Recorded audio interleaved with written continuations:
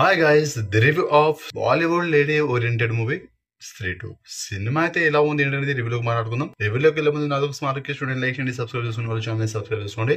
సినిమాని నేను మొత్తం రివీల్ చేయను, స్పాయిల్ చేయకుండా రివ్యూ చెప్తాను. మరి ప్లస్ అండ్ మైనస్ మాట్లాడుకుందాం. Plus points: Shraddha Kapoor and Raj Kumar and మిగిలిన యాక్టర్స్ అందరి పర్ఫార్మెన్స్ బాగుంది. అండ్ ఫస్ట్ హాఫ్ మొత్తం కామెడీ ఉంటుంది. కామెడీ ఎంజాయ్ చేసే వాళ్ళకి చాలా బాగా నచ్చుతుంది. సెకండ్ హాఫ్ లో యాక్షన్ సీన్స్ ఉంటుంది, హారర్ సీన్స్ ఉంటుంది.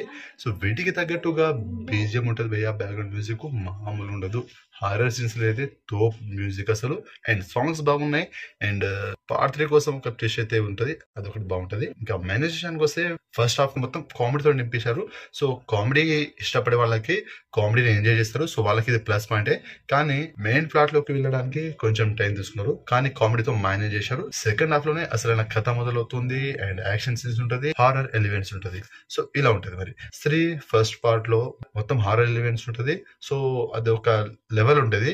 కానీ ఈ సినిమా కూడా బాగుంది, కానీ ఫస్ట్ హాఫ్ కొంచెం కామెడీ ఎక్స్ట్రా యాడ్ చేశారు. సో ఇలా ఉంటుంది. మరి సో సినిమా అయితే బాగానే ఉంది.